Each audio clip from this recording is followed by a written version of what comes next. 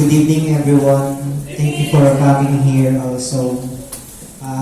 Sa mga first-timers po, I don't think medyo maganda yung maririnig nyo ngayon.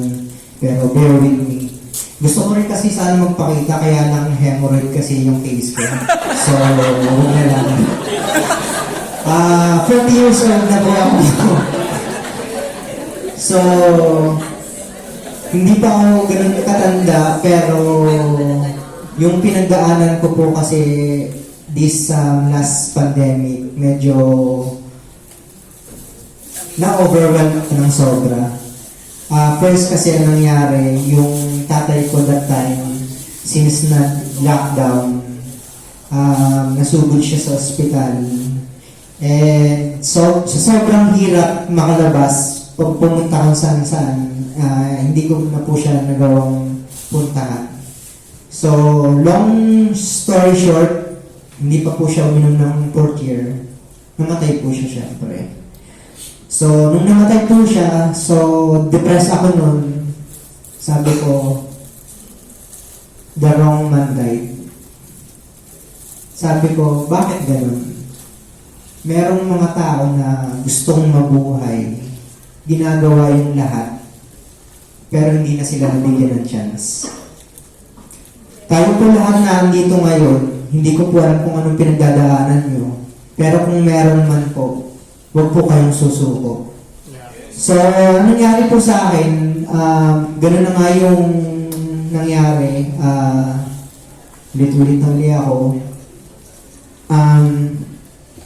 Yung tita ko, yung si Tita Susan po, nung nangyari naman kasi na namatay yung papa ko, yung mama ko naman na-stroke, gustong humabol. Pero, buti na lang si tita, sobrang kabaitan niya, padala agad siya ng stem cell sa mama ko. Tapos si mama, from bedridden state, nakabangon, tapos enjoying her health again. Ako naman, natuwa at that time, pero to be honest, sinuko ko na si mama nun. Kasi nakita ko yung state niya. Sabi ko, ano yung sense ng buhay? Buhay ka pero yung katawan mo nasa kama ka lang. Parang sabi ko, ang pointless, ayoko maging ganun. Dahil sa negative akong tao, yung pag-iisip ko, ganun nga, walang tama sa pag-iisip ko.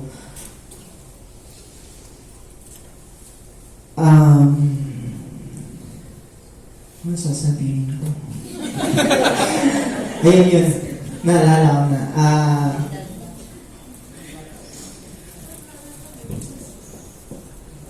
Malimutan kita ba? Yun po, Nakatake na product si Mami. ayun, nakatake si mama ng product. Pero nung si mama naging okay na, nag-share na ako kay mama kasi pandemic time, hindi makalabas. So, video call lang. So, 13 years in the call center industry pagkatapos, puro graveyard. Hinahabol ko yung night diff para may pambayad ng tax. Pero dahil doon, after that, isang sakit lang pala, mawawala din lahat.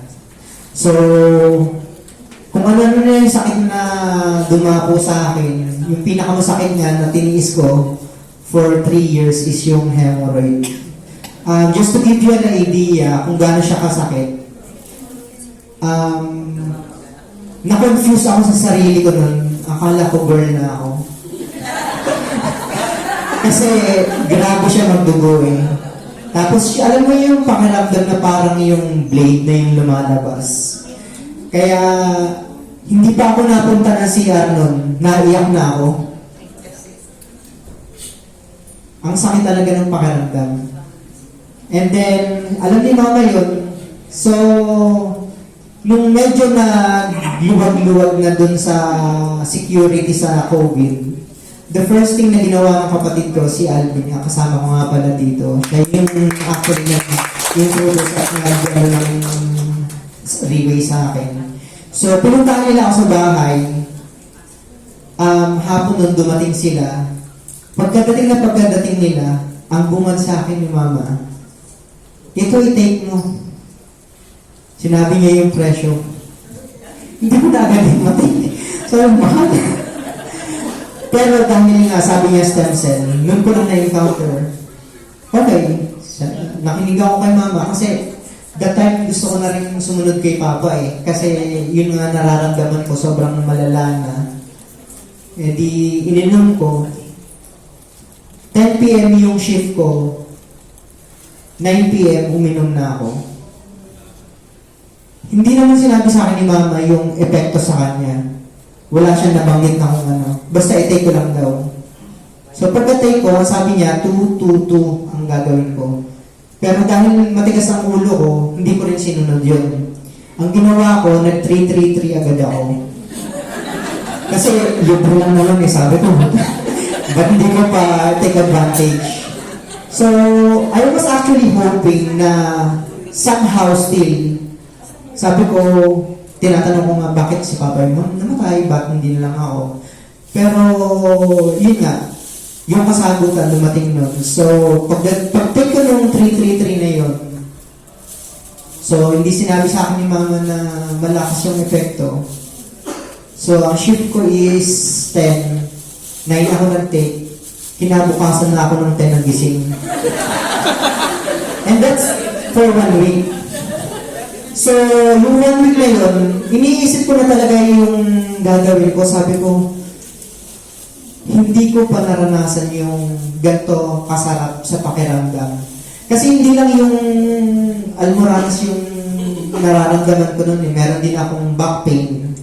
Yung pag na humiga ako, pagtatayo ako, ayoko na ulit tumayo. Gusto ko na lang humiga maghapon. Ganun na siya kasakit. Tapos, yun nga, may insomnia din ako. Siguro sa isang araw, dahil graveyard din yung shift ko, ang tulog ko siguro 2-3 oras na lang. Minsan talaga nawawalan din ako ng tulog kasi nilalaro ko na lang yung sarili ko. I mean, yung games ko. Nilalaro ko yung nag-games ako. Online games, online. Online games yun. Online games. Nung nilalaro ko yung games ko, ginagawa ko lang yun para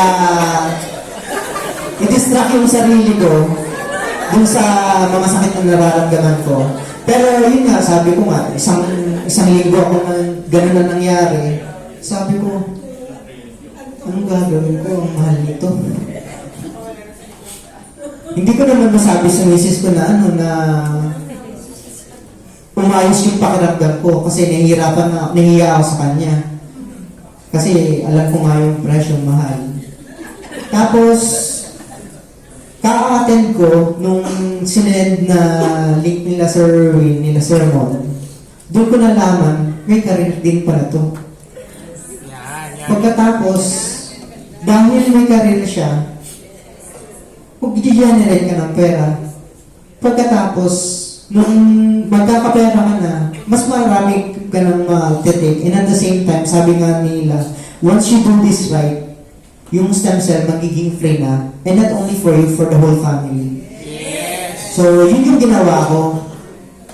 Tinay ko siya for first myself kasi kailangan ko gumaling talaga muna eh. Nung okay na yung pakiramdam ko, I really decided na hindi na worth it yung babalik pa ako sa corporate world only to find out na isang sakit lang din pala yung pera na inipon na tinago wala din mangyayari kasi pag napunta na tayo sa ospital lahat labas na yun, walang balik sa atin yun. Pero dahil meron tayong company na ganito na mabait yung may-ari, binigyan niya tayo ng chance na ma-avail at maging healthy ulit. And something na pinagpapasalamat ko naman ng sobra. Tapos yung health ko nung naayos na, wala na akong naging problema. Okay na ako. Ang kasunod kong ginawa is pinag-aralan ko na yung sarili ko, kung paano ako babawi, dun sa kabutihan ng tita ko, ng kapatid ko, Tapos, ang turning point ko nun, dahil ako nga naging okay, naisip ko pa rin yung tatay ko na hindi na nakatake. So, sabi ko sa sarili ko, why not make this an advocate na gawin ko, advocacy. So, lahat ng ano ngayon, yung chance na may makakausap ka, may mga tao kayong kilala, lalo na yung merong nararamdaman, huwag niyong palalain yung kanilang mga nararamdaman muna bago niyo sabihin, bago niyo i-share. Yung nahihiya-hiya pa ba? Kasi ganun din sa akin nangyari nung una, nahihiya-hiya ako doon sa mga kaibigan ko na na i-share to. Pero biglang ka-attend ko dito na nalaman ko, hindi lang pala ako yung dito yung nararamdaman. So marami pa. So yung lahat ng mga tao na nakikita nyo, akala nyo okay lang, tumatawa, ganun. May nararamdaman sila. Tanongin nyo pa rin. Wala namang yung bayan yung pagtatanong eh. Correct. Get connected with them.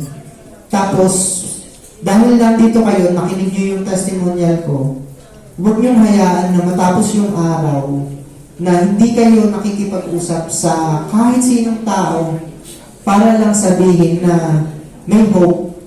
This is 2023, guys.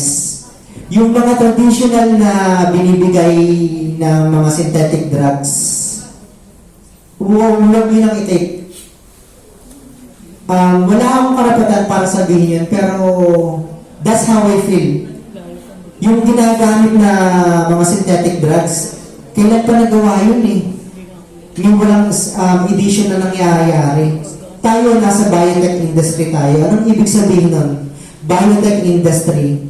Lahat ng bago, ginawa na ng paraan ng company para matake natin, para maging healthy tayo.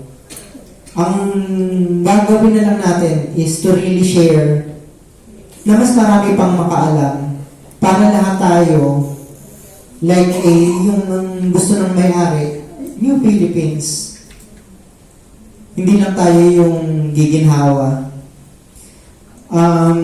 Maraming bata ngayon, maraming matanda. Andito ako in between. Sana hindi maputol yung gustong ipabot ng company sa atin. Ano yun? Let's help the community. Yeah. We are bearers of hope. Correct. And with that,